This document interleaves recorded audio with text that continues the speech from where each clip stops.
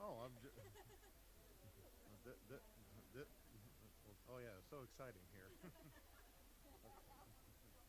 Yes. Oh, oh, very. Yeah. Um, I mean, we've gotten explanations, but I mean,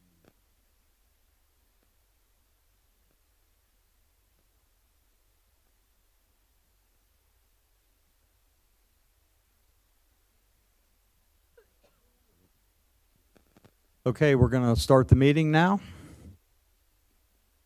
and we'll call the meeting to order. And will you please rise for the Pledge of Allegiance?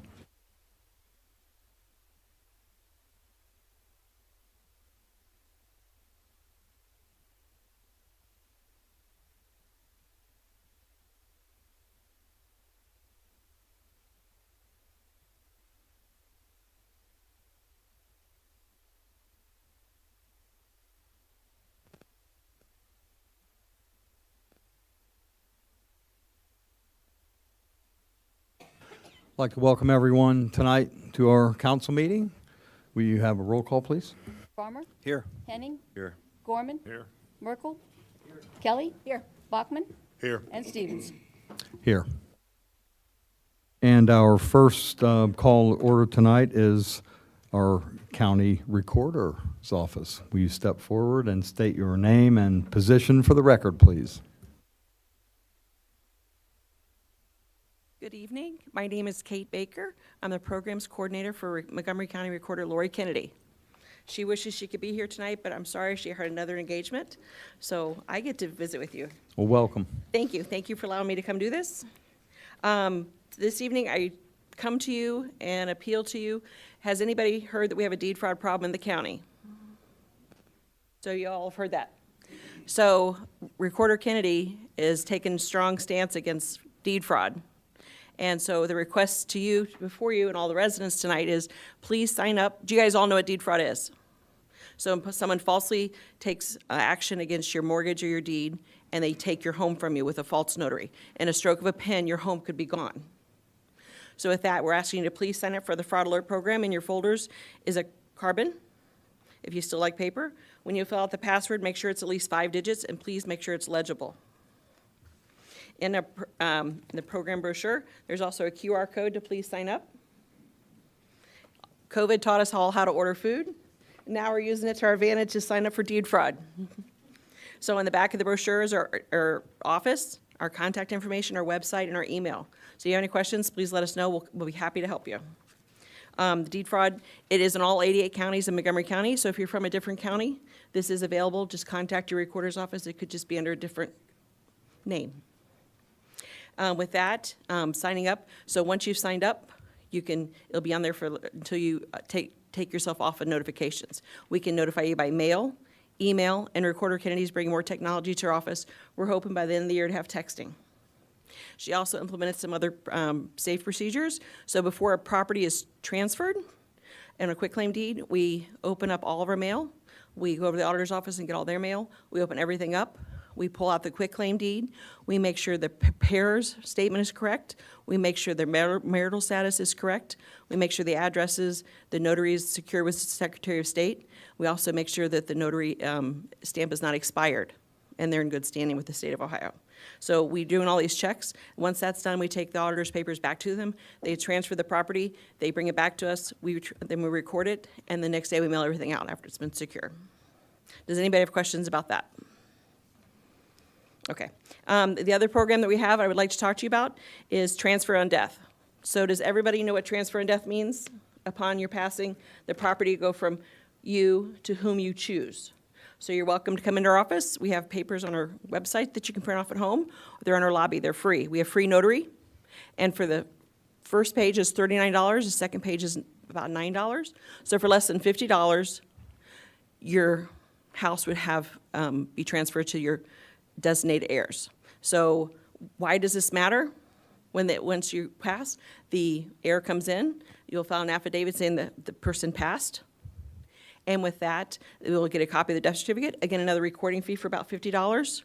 And this matters to you because, one, a retainer for an attorney is about $3,000. It's about $900 an hour to have them look at your file for about 2 years and say, oh, we're still in probate, and they bill you.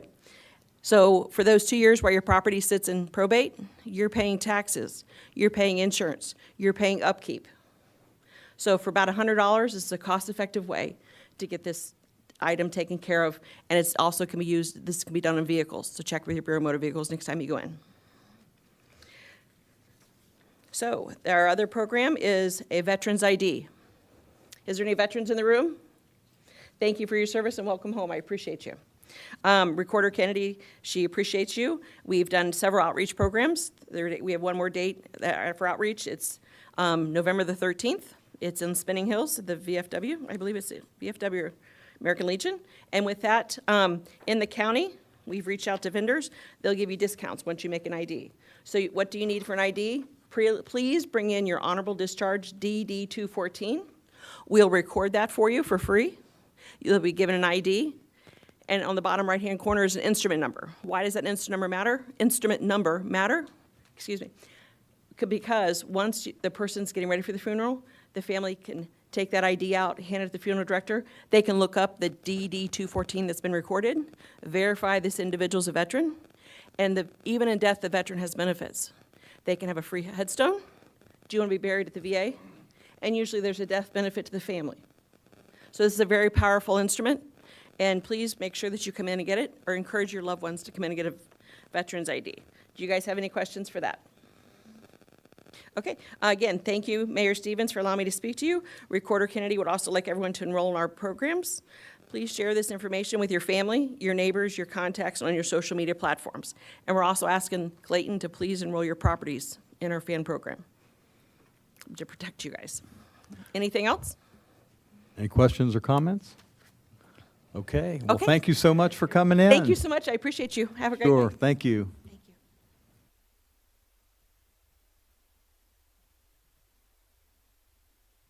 Okay, thanks again for coming in, giving us that information. The next item on our agenda is the clerk's report. Okay, you have before you the council meeting minutes of September 18th, 2025. Move for approval. There are some amendments that I would make on that. There's Councilman Bachman's last name is spelled incorrectly with 2 N's. Councilman Merkel's last name is spelled incorrectly, ending in EL. Bella Sorella is spelled incorrectly with 2 R's and 1 L, and there's just 1 R and 2 L's. I mean, you can just command find these, but I just thought, at a quick glance, we would want the grammatical errors to be correct. So I'd move to, well, we have a motion in a second. You guys can approve the minutes with the errors if you want, but I won't. I'll vote that we approve with the corrections.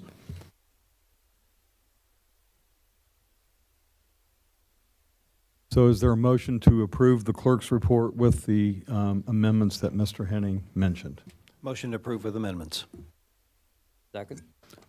The motion has been made and seconded to adopt the amendments to the clerk's report.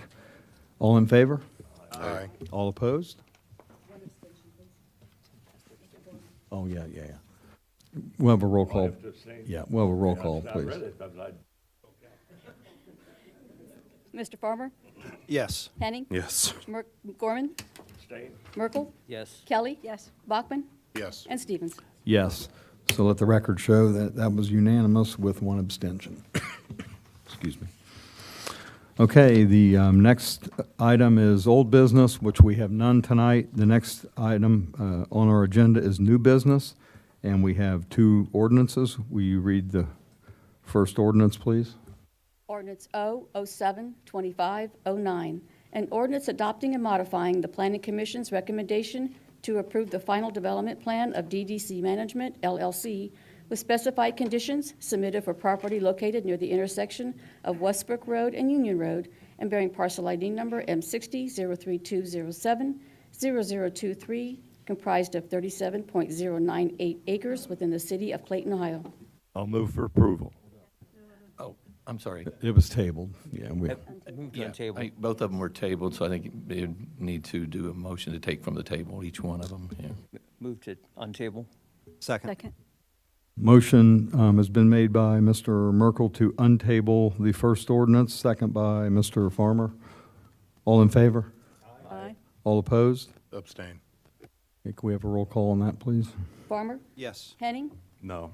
Gorman? Yes. Merkel? Yes. Kelly? Yes. Bachman? Abstain. And Stevens. Yes. Thank you.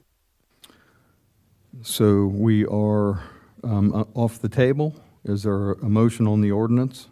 I move for approval. Second. Motion to approve the ordinance as written by Mr. Gorman, second by Mr. Merkel. All in favor? Aye. All opposed? Abstain. Okay, so we need a roll call. Farmer? Yes. Henning? No. Gorman? Yes. Merkel? Yes. Kelly? Yes. Bachman? Abstain. And Stevens. Yes. And will you read the second ordinance, please? Ordinance O092525, an ordinance adopting, rejecting, or modifying the Planning Commission's recommendation to approve with specified conditions the 17.135 acre preliminary and final subdivision plan of Northwood Estates, Section 1, for property bearing parcel ID number M60-03-012-0022, and located at the northwest corner of National Road and Haber Road, and containing 33.733 acres, located within the city of Clayton, Ohio. I move we take it off the table. Second.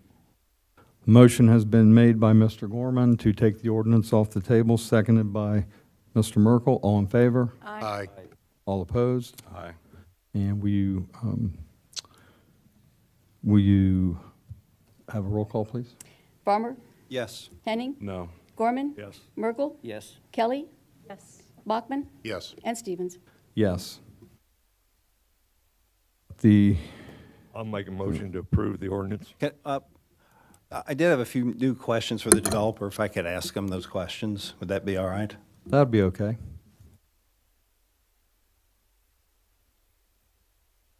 Oh, good evening. Thank you very much. Appreciate you. Give me a second. No, you take your time.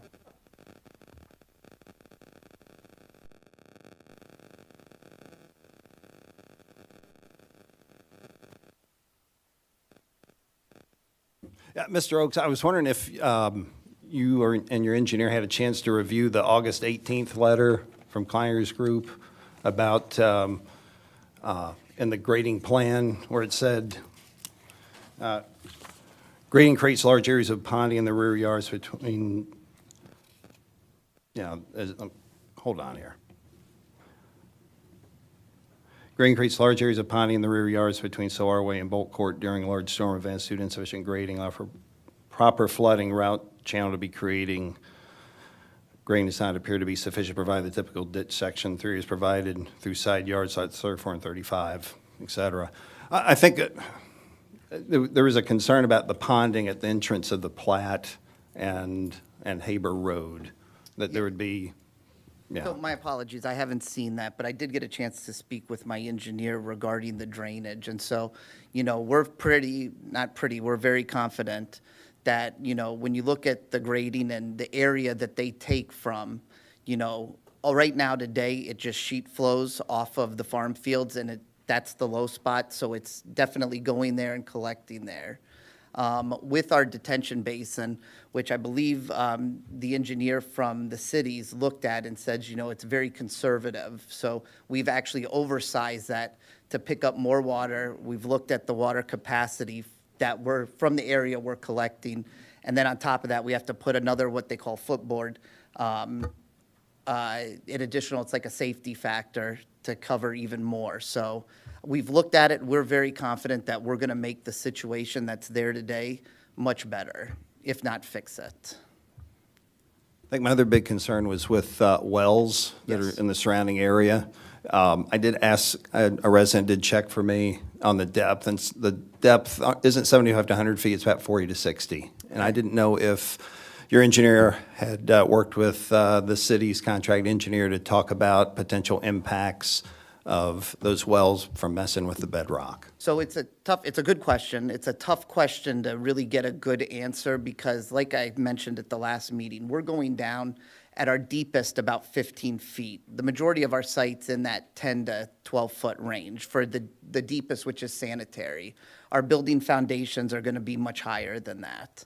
I can't tell you with a silver bullet that something couldn't happen, but if something does happen and they can prove that, I negatively affected their water well, then by all means, I'm definitely opening myself up for liability, and I'm going to have to address that. The other thing, though, we did look at is, there's about, I would say, a dozen properties that are abutting up to this. And with this development, they will have the opportunity as well to no longer continue to use well water if they choose not to. They'll have the ability to tie into city water. But Well, not I to can say tell that they you, have to. It's just an option. I'll tell you, country folk, they like their well water. Yeah, no, and I don't want them to go away from their well water. What I can say is, right now, those wells are pulling from the aquifer, like you said, about 45, 60 feet down. I'm not going anywhere near that depth. So I don't anticipate having any impact on what they are experiencing today. Well, I am concerned because there are a couple of surrounding businesses that use well water that could be affected by this.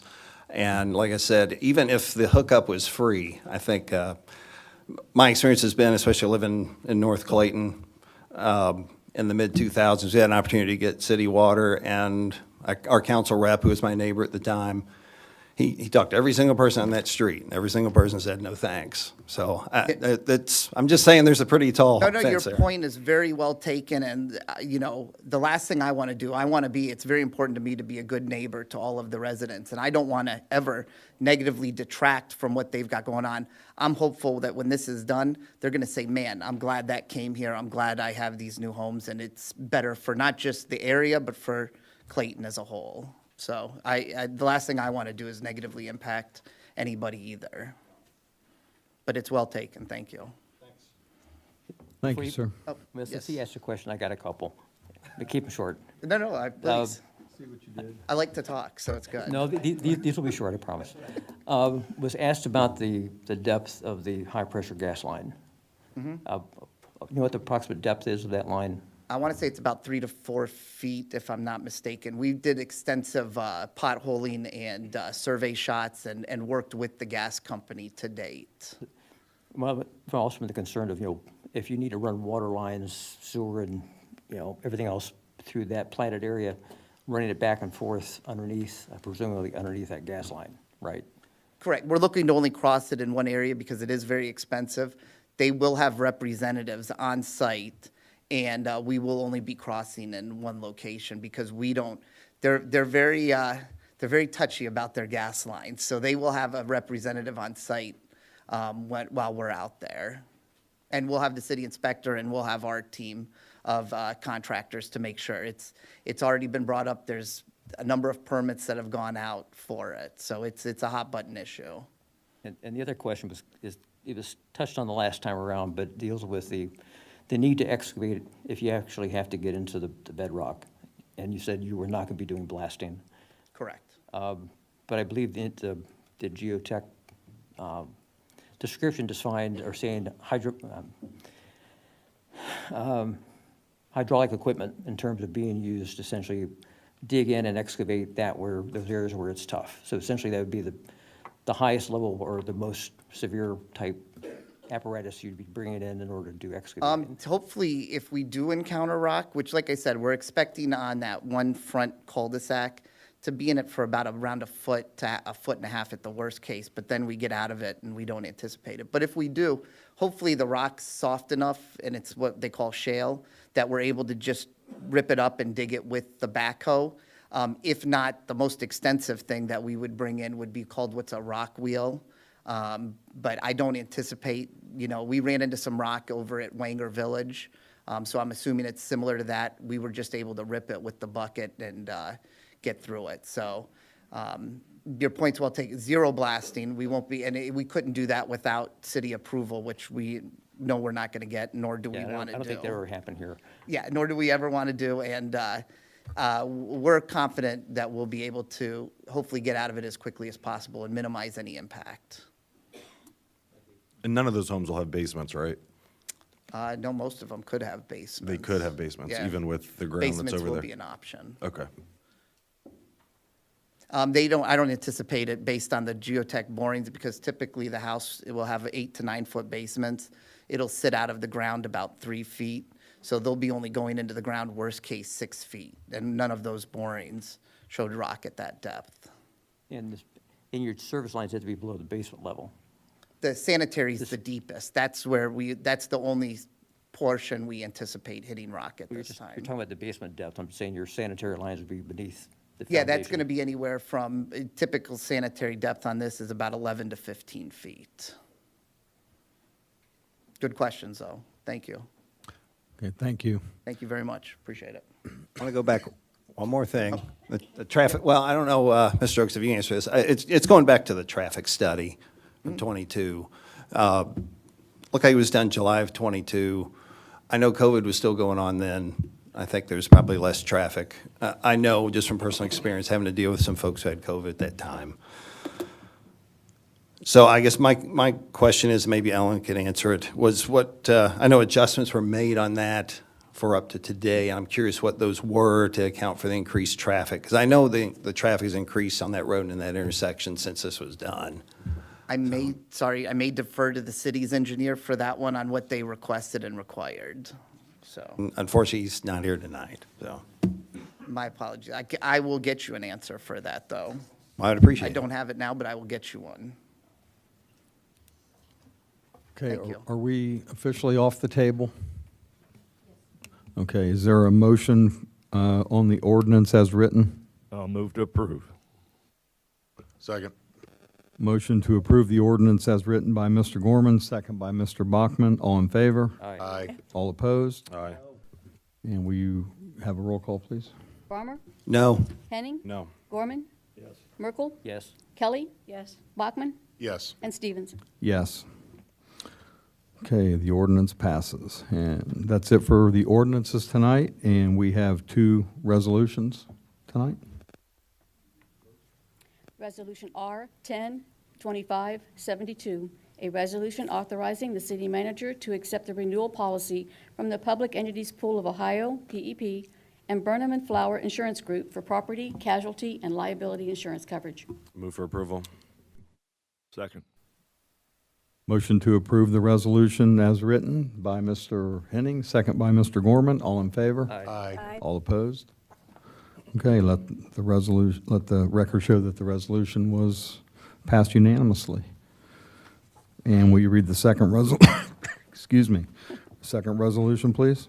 Resolution R 10-2573, a resolution accepting the amounts and rates as determined by the Budget Commission and authorizing the necessary tax levies and certifying them to the county auditor for the tax year 2025, fiscal year 2026. I'm sorry, you'd said 72 on the first one, 73 on the second. On the materials, I've got 73 and 70.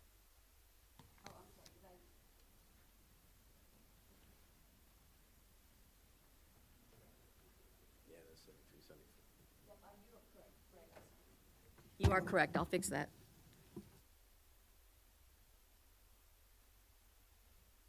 And the insurance was 73.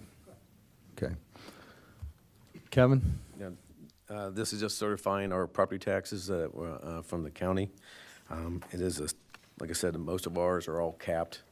You do get some on the inside millage, so you're only seeing about a $45,000 increase in property taxes that we'll see next year. Move for approval? Second. Motion to approve the resolution as written by Mr. Henning, second by Mr. Gorman. All in favor? Aye. All opposed? Okay, let the record show that that is unanimous. And that takes us to our city manager's report. Elaine? Good evening. It's nice to be here with you this evening in the seat, so thank you. Wanted to have a few updates here that we do have the Fire, Police, and Service Community Open House this coming Tuesday from 4:30 to 7 here at the Government Center. And then the next event will be Sweet Clayton Clean, which is Saturday, October 18th at 8 a.m. at the old fire station, 200 Woolry Lane. And then we'll wrap up the month with costumes and carving on Sunday, October 26th from 2 to 4.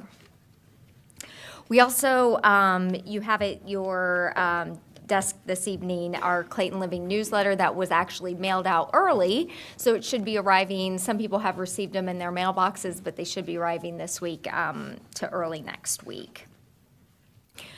I did want to get just some guidance on the city manager position as well as the law director search to see if there's anything that you would like me to do with that. Since the last time there was a city manager search, it took about 6 months. So didn't know if there was a process that you wanted me to start, so then, we'd have them before the beginning of the summer, or if you were asking me to hold off, but looking for direction on that. I would say you should enjoy being in the driver's seat for a couple more months.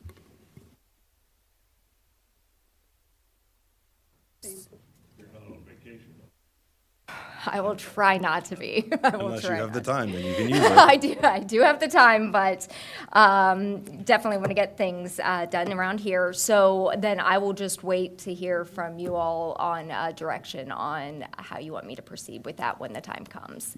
Yeah, and we don't, I don't want to leave you hanging out there. We'll work on that, and we'll try to put together a little bit better timeline on both positions. I appreciate that very much. Let me see here. Sorry, we have a few other things. Another thing I wanted to bring to council's attention was the repeal of the Warner Village referendum that was voted on and approved by council. I know that our previous law director, Ms. Dillon, was in contact with Mr. Rezebek. But nothing, I don't believe anything was solidified on whether that was being taken off the ballot or not. And I do believe the ballots have been printed, possibly. I have reached out to Mr. Rezebek to see if there's something that can be put on the ballot stating that this was this was repealed, so therefore the votes won't be counted, but I have yet to hear anything and wanted to see if there was anything else you wanted me to do or just halt. Looking for guidance on that as well.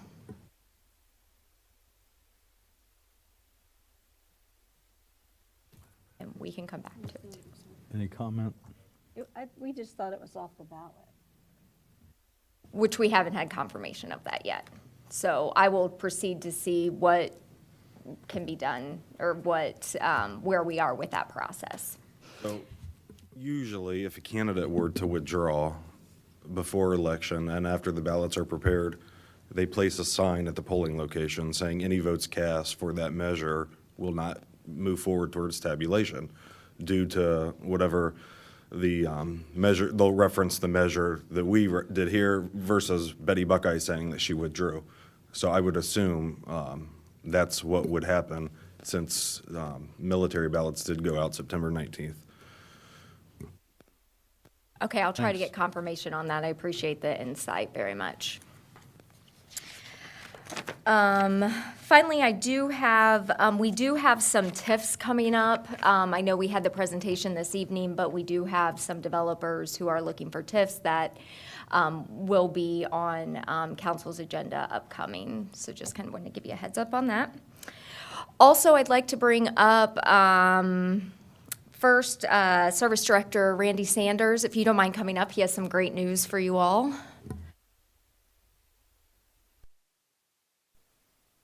Good evening, everybody.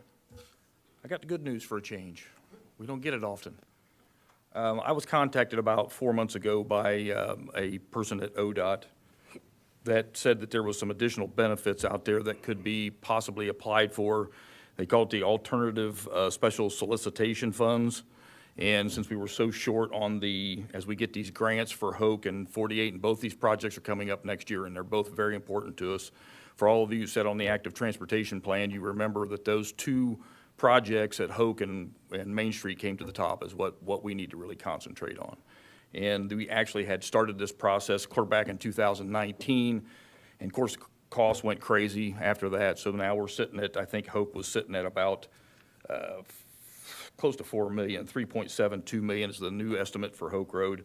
We were only given 2.1 million in the grant, and we were going to be on the hook for a lot more than that, because not only did we have the additional 1.62 for the local cost, we also had water and sewers estimated at 400,000, 100% our cost.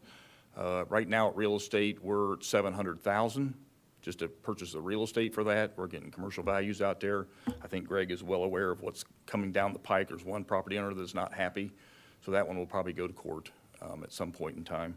But those funds are starting to stack up pretty high. So we applied for both. I figured we'd be real lucky to get one, but you guys have got the paperwork in front of you. We actually received both of those. So we got 1.6 million for Main Street, and we got an additional 1.5 million for Hoke. So that's a big deal to the city. Just wanted everybody to know that and be aware of it. Also, last meeting, and yes, I do listen to your meetings. I am that kind of a boring person that I sit at home and listen to them too. But I think Mr. Stevens mentioned the sharrows, and I think that is the correct word for the bicycle people that want to put bike markings on, and I believe it was Haber and Sweet Potato. And I did call our engineer about that. That is possible, even though they're very narrow roads. I think, you know, I think we kind of stay away from those markings like, hey, this is a bike route, get out there on a bike. It makes you a little nervous, but that's a shared bike, so it doesn't, or a shared service, so you can put those on any road. So it'll be up to you guys if you want to pursue that. That is new pavement out there on Haber and Sweet Potato. I don't think I'd bike there, but to each their own. No, none, so. Well, you know, unfortunately, first of all, I appreciate that. You know, that's exactly why he wants to bike out there. You know, it's a nice ride. Sure. And I don't know, I'm not a big fan of putting signs up everywhere, quite frankly, but I think a reminder like that, I think as long as we wouldn't overdo it, I'm open to that. I think that sends a message to the rest of the community that we're open to Talking to the that, engineers, they typically just, depending on the speed of the traffic, run them either every 250 feet or 500 feet, and it's just a painted bicycle on the road. So we can pursue that if you guys wish. Thank you. Okay, we'll talk about that going forward. Yeah. And I apologize if, again, I'm going a little bit long for my first one. I promise I will try to keep it shorter, but I'd like to bring Chief Garver up here to address, just to give some information. Good evening, Mayor and Council. At your last meeting, I wasn't here, but I did watch it as well. And we did have Mr. Burkett up here had some concerns about fire and EMS coverage to development or new development, what that looks like. So I contacted Mr. Burkett and had a good 30-minute conversation with him, just explained how we operate. From where he came from, he was in part-time EMS for like 15 years, up in Tip City and a couple other places. But just to clarify, you know, with development, I've always said up here, it's hard to sit there and say how much call volume increases with development. You just can't say so many houses because there's a lot of factors. But we have plenty of resources and mutual aid that we have in this area that we can cover it. And all the development in the last 3 years, we have about 274 residential units that we've added in the last 3 years. And this year to date, out of those developments, we've had 36 calls. So that's less than 1% of our total call volume that has created. So it's not something that taxes us. So just to say, even you have 1,500 new homes go into the city of Clayton, that's about 250 calls. That's one call. That's not even one call per day increase. So it's not, I'm not saying we're up here to develop. I'm just saying from a fire department standpoint, that is not the issue for us. So I just want to put that out there and make sure we have accurate and the correct information.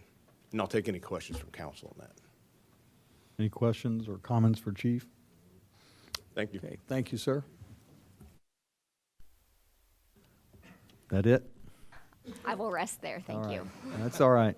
Wasn't too long.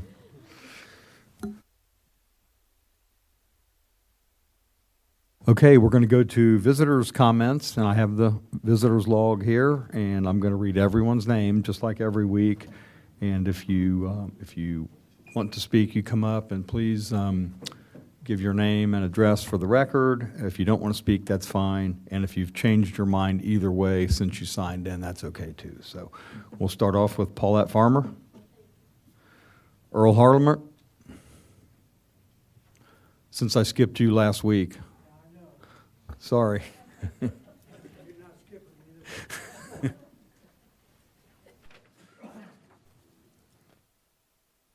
Earl Harlemer, Parks Director. I first want to say something about our parks. You know, the young men that cut grass and everything, our parks are beautiful, well-maintained. Trash is picked up. Everything in the park is gorgeous right now, and you're starting to get the leaves turn. So if you're going to enjoy our parks, it's time to get out, do your walking, go through our parks, give the council up here information that you walk through it in the great parks. And again, the grass cutters, I want to let them know that's an excellent job. Second thing, we'll have a table at open house, and our table will state where all our parks are at. So all new coming people come into it, we'll have a paper form. They can figure out, or we can show them where our parks are at. Everything there is ready to go. Bathrooms are already done, beautiful. Westbrook is excellent, and Harsh Gravel is great.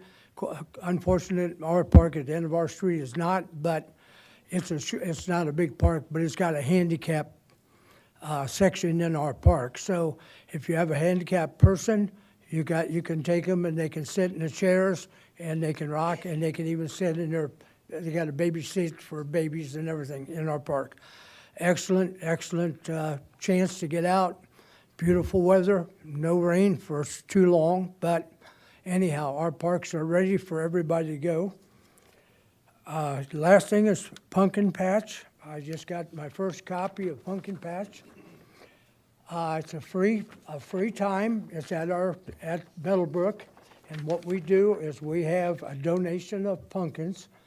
We bring it around. We cover the tables with plastic so they can't be damaged.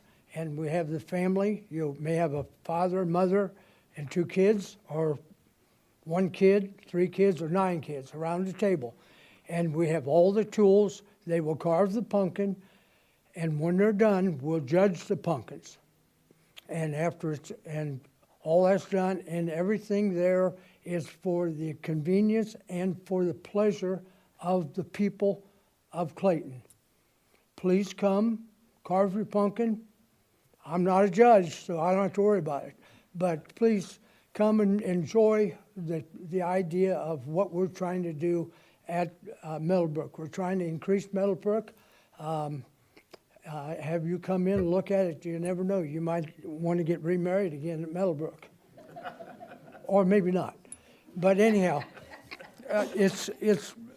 our Meadowbrook is really an excellent operation and things like that. We got the pickleball courts there, and they're being used constant now. So, and pickleball is getting stronger and things like that. So, I will have some sheets like this, and I got some smaller sheets that I can give you and put it on your refrigerator so you can remember that you got Pumpkin Patch coming up. And like I say, I'm not judging your pumpkins. Thank you much. Thank you, Council. It's Thank called you, sir. Costumes and Carvings. And, okay. Thank you, sir. Good job. The next name is Sam Cox. Christie. Bill Sider.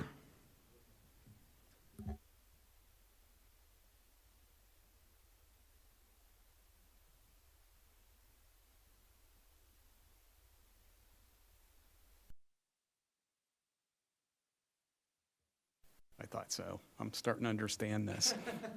Bill Sider, 5902 Mount Royal Drive. For the third and 1/3 time, so I'd like to thank everybody that helped us, work out an agreement or compromise with the people at Hunter's Path Phase 3. The initial plan was great. It went before the Planning Commission, had a second reading, totally got messed up in our point of view, and then it was nice enough for council members to get involved, Merkel and Tina and Ryan over there. And then I'd like to thank Mr. Gorman with the idea of a covenant, and then the city staff for working out all the legal arrangements, next door neighbor for hammering out a deal with the developer. And so we end up with like a handful of lemons and a bushel of lemons. Now we're back to a handful of lemons, and we're about ready to enjoy some lemonade. Thanks. Thank you, sir. Joe Sider? No. Chris Roll? Rose Plummer? Debbie Koch? Oh, thank you. He's like that. He's kind of wordy, you know. And we appreciate y'all coming. Liam Bustos?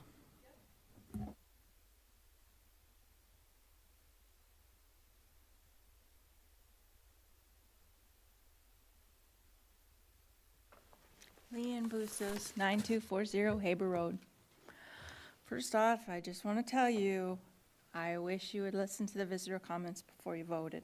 I know the agenda says different, but it's very frustrating when people try to put together really good questions that we want to get answered, and you vote before we even get to it. So I just like to say that. But I do have a bunch of questions. Some of them back to my water questions from last time. I just want to remind you, these are, you can state your questions, but these are comments. So let's. Okay, but they're in the yeah. form of a question. Yeah, Okay, that's fine. That's fine. I know that we talked about the ponding at the foot of the road. And Haber Road is not a perfectly level road. I mean, it's a country road. It goes up and down and up and down. When it gets close to the entrance to the subdivision, it goes like this, okay? I took my life in my hands, and I went out there and measured it today. For 243 feet, the road drops down. Now you're coming to where the intersection's gonna be. At the bottom of the intersection, it is 30 inches lower than it is 243 feet away up the road. So, I mean, all these drawings we have is showing that most of the water is running north to south. It's gonna run down there. I mean, it's the lay of the land. I mean, unless you change the whole geography of the land, that's how Haber Road runs. I mean, so I really feel like this needs to be looked at and resolved because, I mean, we could be creating a large problem. I realize it's not supposed to happen, but it's just, I mean, this is what the engineer is saying, and I went out and measured it and took a look, because we all know it dips there, but I didn't really know how much it dipped. That's why I measured it. So, I mean, when it rains now, you see water run down the hill. So just something that I really feel like has to be addressed. The second one is that I mentioned before about the rear yards flooding from lots 2 and 15, and it says they originally were not being directed to the 18-inch pipe on Haber Road, but now they are. And it also mentions here that consideration needs to be given if that 18-inch pipe on Haber Road can handle that much additional water. And so my question being, who is responsible if that is not a big enough pipe and Haber Road has to be dug up and we put a new water pipe in? Is that something the city is paying for? Does the developer pay for it? Because, I mean, I guess it depends on where it is underground. I don't know where it is, but if it's not large enough, whose responsibility is that to make that change so that it would meet the regulations? Then I also wondered, who owns easements? I see a lot of these yards have 30 feet in the back, but a lot of these easements I see that are 20 feet. So does that mean that the homeowner has 10 feet in their backyard? And then the HOA can come in because that's where the drainage is, the 20-foot drainage. So that's just a question because, I mean, all of a sudden your yard seems like a really small yard if you've got the HOA going back there and you're draining water. And I also noticed on the north end of just Phase 1, where it butts up against the Red Fox Equestrian, there is a section from sections 20 to 23 where there is no easement. and that water butts right up against their property. And I think that would need to be addressed so that there wasn't, water directly running onto their property. My other questions have to do with the drilling report that we got. I know that Mr. Oakes talked about the southern end, and that makes pretty good sense. It doesn't hit until it's at 13.5. He doesn't have to go too far below that. Should be okay. But at the northern end, the dolomite starts from 7 to 8 feet down, and it covers a good portion of that 3 different bore test holes in the northern corner. So if it's only at 7 to 8 feet, seems like there'll be a lot more digging in that end of things. And will that still work? Will we still be able to not have blasting or anything like that in the northern end? Because, I mean, that's where all the wells are, well, the bulk of the wells. There are some to the south. And I know I'm really close, so I'll go fast. You're getting pretty close to your 3 minutes. Okay, but I get that time. I talked to some of my neighbors who won't come to city council because of their religious beliefs. I live in a community of folks like that, and I went out and talked to them. They're okay with development the same as most of ours are, but reasonable development, like the lots we all live in. And my question, I guess, for the developers, what would it take to do that? If you're developing less lots, it should be less expensive to develop. You're not running as many lines and things like that. Would it not be, would that not be feasible that we could do that? Have less homes, have them match the community a little bit more. Thank you. Thank you, ma'am. Lance, did you want to say anything else? Good evening, Lance Oaks, 8534. I really just wanted to say thank you to council, thank you to the staff, but then also put out to any of the residents here, the last lady that spoke, comments very well taken. I'm happy to give her my card after the meeting, or any resident that wants it, and have them come and sit down, and happy to call a meeting with my engineers and just go over everything that we're doing so they can hear it directly from me and not have to come to the city if they choose to. So I'm happy to sit down with them, happy to make time for them, and just wanted to let them know I'll be available after the meeting to give them my card. So thank you very much and appreciate your time this evening. Excellent, thank you. Dana York.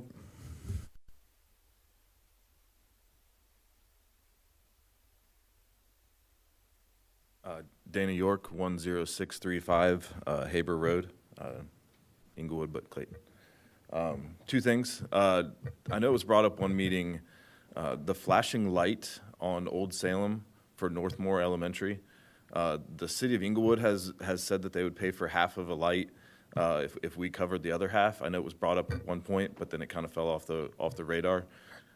There is no flashing light there for that crosswalk that many children go from the Clayton side to the Inglewood side to get to Northmore Elementary. I have seen it firsthand. People, they have the crossing guards. The crossing guards go back and people fly 35 miles an hour through there because they don't see the sign that's like in the tree right there. So Clayton is vowed to give half if we give half. So just want to remind you guys that that's out there. Also, I live on Haber Road, where this development's going to be. I live north of it. We are on an aquifer. The 40 to 100-foot well doesn't necessarily take into account that it's an aquifer. You can break through that rock at 20 feet, and then you're in the aquifer. I can honestly tell you, and no fault of my wife, we have gone out, turned on our water spigot at our horse trough, and forgot that it was on. Got up the next morning at 7 o'clock, and the water is still running out there. That's how much water we have down there. Okay. The horse farm that's directly west of this, a horse drinks about 10 to 15 gallons of water, 10 to 20 gallons sometimes a day. There's 20 horses there. That's 200 gallons of water a day that they use just to water their horses. It is not feasible for them to hook up to city water. So something really needs to be done to make sure that we are not going to disturb the aquifer that's on Haber Road. Thank you. Thank you, sir. Emily Hanson Palmas? Sorry, I'm going to interrupt for 2 seconds. Okay. Mr. York, we actually applied for a grant, a safety grant, abbreviated safety study through ODOT for all 3 schools. So all 3 will be getting flashing lights. Did you just time me out? Yes, you did. You timed me out, Barb. All 3 schools are going to be getting flashing lights, and also the Northmont High School, we're going to be doing something so their line of sight will be better, so they can still control, Jason can still control that from the school. And there's going to be a lot of painting and stuff going on with that too. Now, again, that's a abbreviated safety study. We're batting 100% on those, so keep knocking on wood, but I think we'll probably get that grant. Thank you, sir. Emily Hanson Palmas? Did I say that right? Okay, thank you. Thomas Jones? No. John Bills? Nope. And Kate Baker, I think Kate left. And Robin Molnar? Did I say it right? Misty? Okay. That's all the names that signed in. And is there anybody that I missed that wants to speak? Okay. Thank you all for that. We'll go to the council members' comments. We'll start with Mr. Bachman. Evening, everyone. First off, Mr. Corman, I know you weren't here last time, but, wanted to, with you here, give my condolences to passing of your mother-in-law, Barbara's mother there. I know that's why you weren't here the last meeting, but, want to, in front of you, tell you, my condolences. I think everyone here as well. Definitely didn't get a chance to meet her, but, obviously definitely lived a long, full life. Yep. First, thank you to Ms. Lewis from Bricker Graydon coming in. We've had some explanations of some of those tax incentive areas and some of those, but how it was laid out, I think was a very well laid out presentation, made it easier to understand and communicate. So, thank you to them, and I think it's going to be a good thing to reference, in the future if the questions comes up again. Appreciate, to the 2 developers. I know it's been a little bit longer process here. First off, and also full disclosure on my abstention on the DDC development. I live close to the Hunter's Path area. Was advised by our prior law director that I should abstain from those, being a close by property owner that could affect things. But thank you to some of my neighbors in the Summer Sweet Plat here. Thank you to all of you for a lot of reasonable concerns, but with things and working with all of us, but and also being reasonable about this in the end. And to Mr. Oates, as well, thank you for sticking around, and hope things move forward in a positive way with this. And that is all I had. Thank you. Thank you, sir. Ms. Kelly.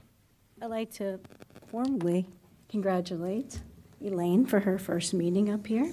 It wasn't too long, but thank you. And I'd like to thank Ms. Lewis for the Economic Development Incentive Briefing. This is such a nice professional layout for the incentives, and I appreciate the time that she gave us. Learned a lot, and it was very descriptive. Thank you. Also, the costume and carvings. The costumes are judged too, as well as the carving. So I wanted to make a clarification on that. So everyone needs to come out for that. Other than that, my condolences to you, Tim, Barb, and yesterday, happy birthday to Brendan Bachman. We're not singing to you. Thank you. Mr. Merkel. I won't repeat what's already been said. Ditto for everything up to this point. One point was that the Ohio Attorney General's office put out an email yesterday directing persons who are proposing to run for office, or in my case, I'm going to say sitting in office, to sign up and take part in their Mount Vernon Project School of Public Service. So it's a website that the Attorney General's office has set up for candidates, and I would say also for those actually serving, to sit down and listen to some information given by professionals dealing with how city government operates. And there's 6 sections on this whole thing that basically go through and give down-to-earth, simple language in terms of how government works, guidance on ethics, transparency, practical advice on engaging with constituents, insight in government financing, tools to promote civility and build public trust. And if you can spend an hour of your time sitting down in front of a computer watching 6 videos, it's worth your time. And I think it's something we could probably all sit down and do and just spend a little time just to regain a little bit of insight as far as how we should be functioning as a city government. Tim, yes, I also, like everyone else, wish to offer my condolences to you and Barb for your mother-in-law. And as I have said before, losing a family member like that is always tough. And I'm going to leave it at that. Thank you. Thank you, sir. Mr. Gorman? Yes, I'd like to thank our 2 speakers this evening, and I'd like to thank everyone for their condolences for Barbara's mother. She was a fine lady. She was 100 years old, and she had a good visit here. Thank you. Thank you, sir. Mr. Henning? Yes, we were sending prayers to both you and Barb, so our condolences. Also wanted to thank Ms. Lewis for the workshop presentation. I'll be going and reviewing this packet some more to further learn about what she proposed tonight cities could do. Also wanted to thank Ms. Baker for coming. I'd encourage any resident to sign up for that FAN notification system, the fraud alert notification system. Like individuals and like businesses, deed fraud is a thing. And seniors especially become victims of it way too often. So I would commend the recorder's office and auditor's office for working on this.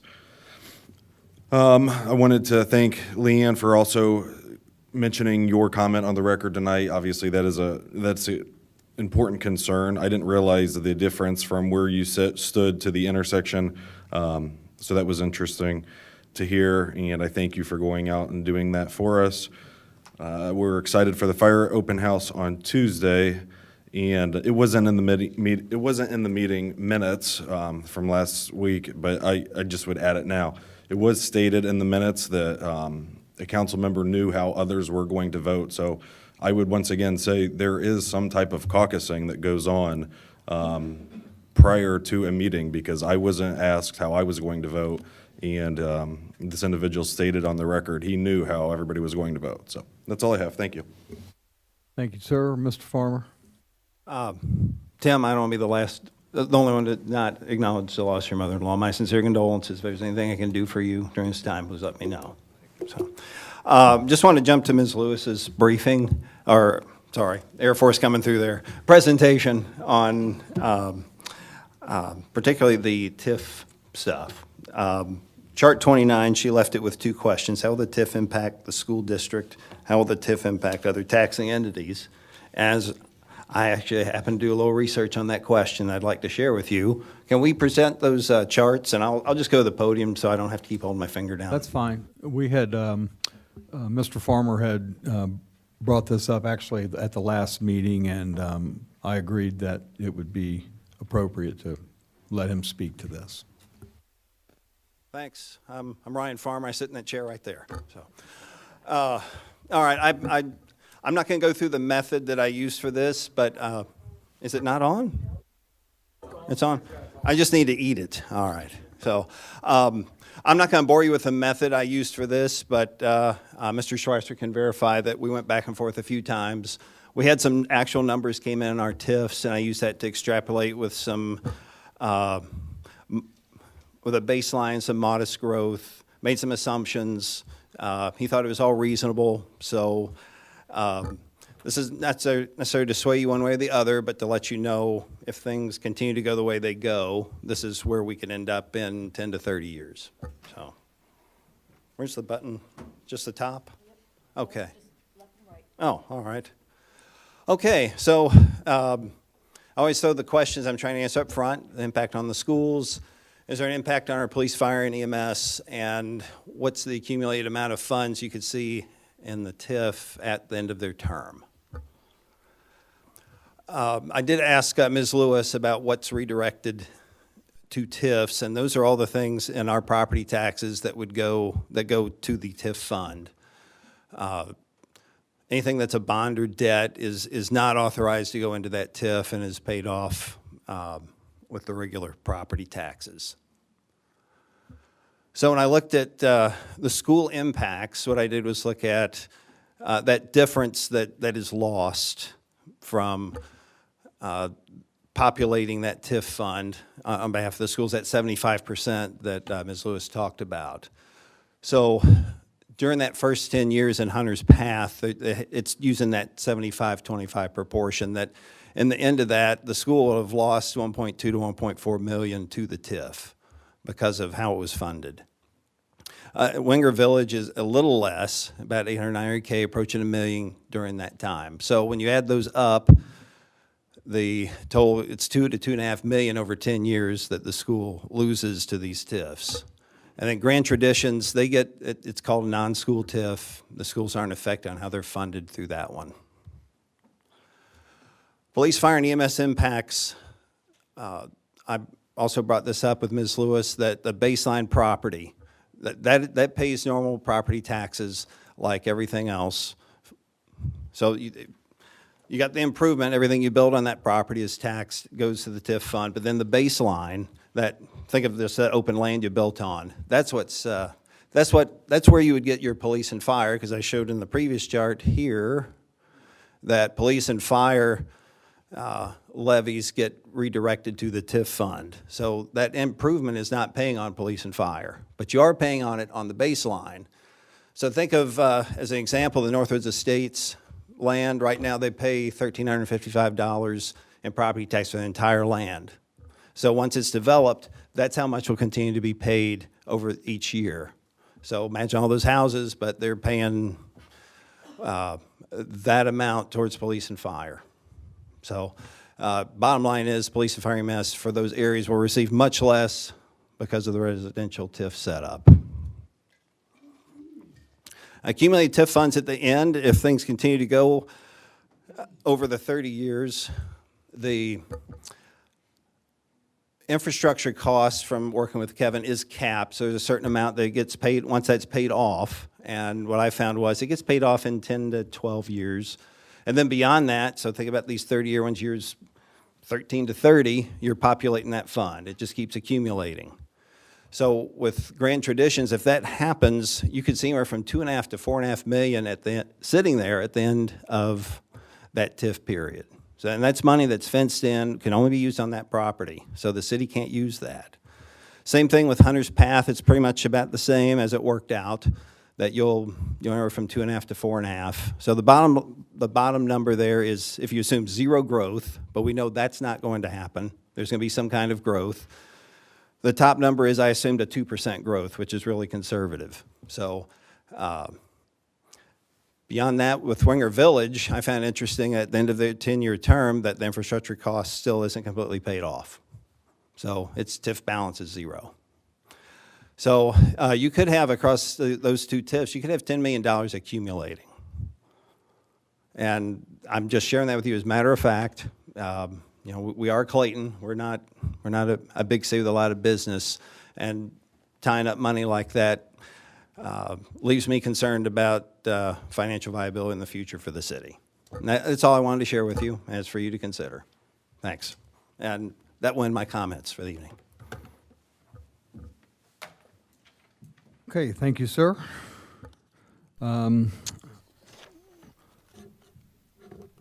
I don't really have any other additional comments. I want to thank all the folks that spoke tonight, including our special presentations. Thank the developers for coming in. Thank our residents. I guess the message I'd like to leave with everyone tonight is, you know, it's the 1st of October, so we're about a month away from the election, and we have candidates, you know, up here, and we have candidates in our audience, and we have candidates hopefully on TV watching us and out in our community. And I just from my knowledge, so far, everything's been really civil and correct in my mind. There's right ways and wrong ways to run campaigns. You can run clean or you can run dirty. And I just hope none of our folks run dirty campaigns. We just don't need it. It's going to be really hard to come back together after November or December. If you're all running because you feel like you can contribute to the city, and I just hope that everyone's heads and hearts are in the right place.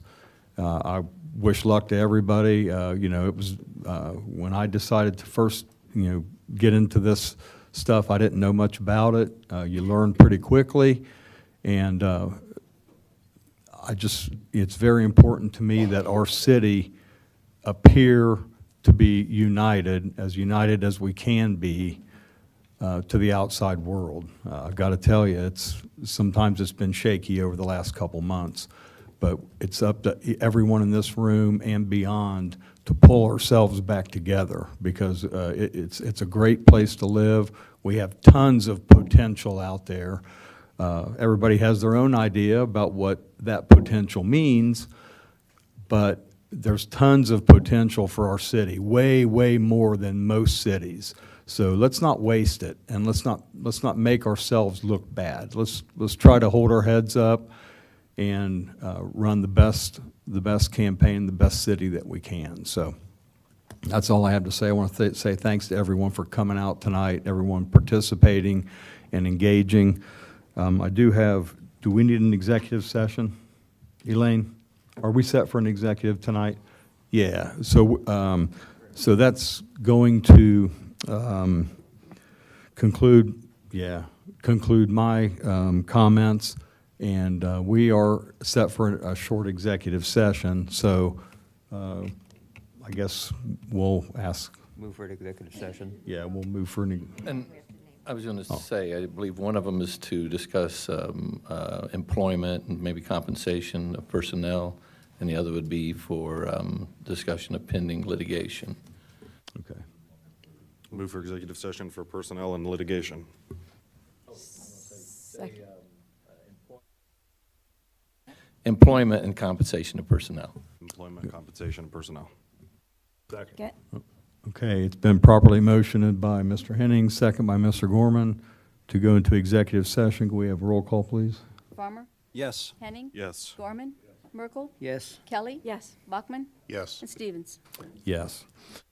Okay, folks, that concludes. We also want to do one for pending litigation. Move for executive session for pending litigation. Second. And also, the same executive session for pending litigation by Mr. Henning, second by Ms. Kelly. Roll call, please. Farmer? Yes. Henning? Yes. Gorman? Yes. Merkel? Yes. Kelly? Yes. Bachman? Yes. Stevens. Yes. Okay, folks, we're going into executive session. That'll conclude our public meeting for tonight. I want to thank everyone for coming in, and please be careful going home. Thanks.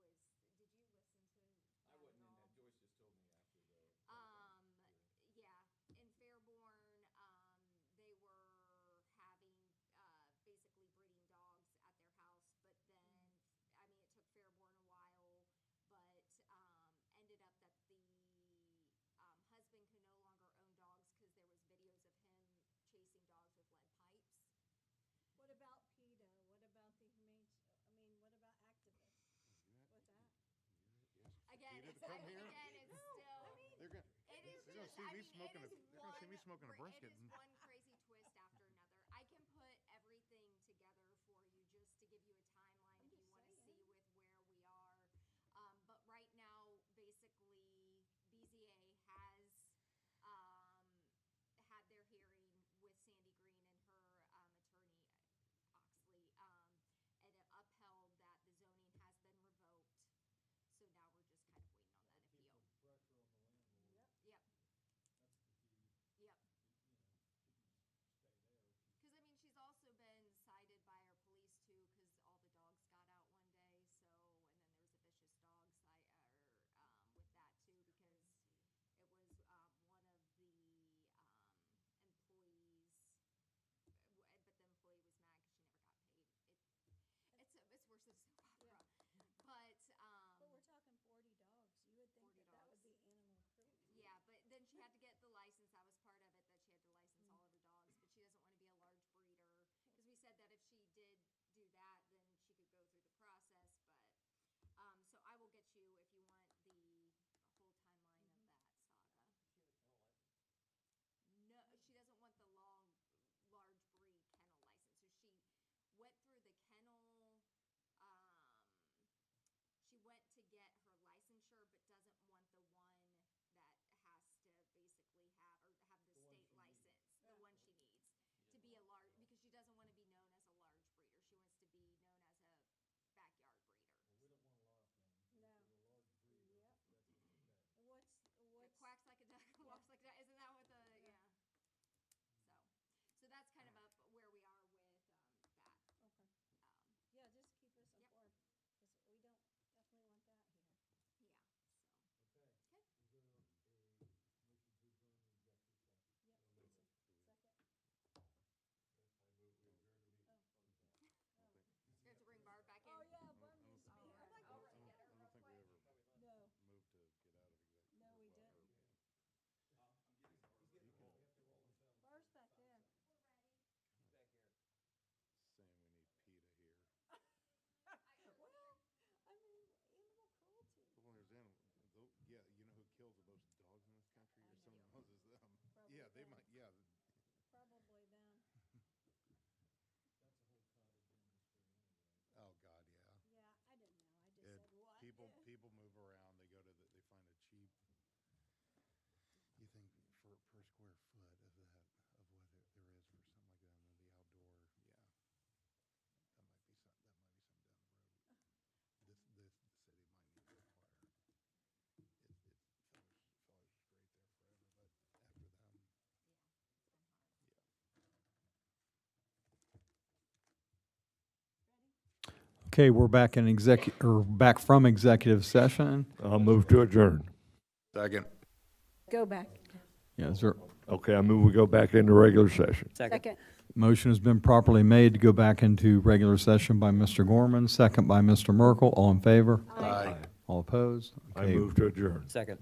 Motion to adjourn the meeting by Mr. Gorman, second by Mr. Merkel. All in favor? Aye. All opposed?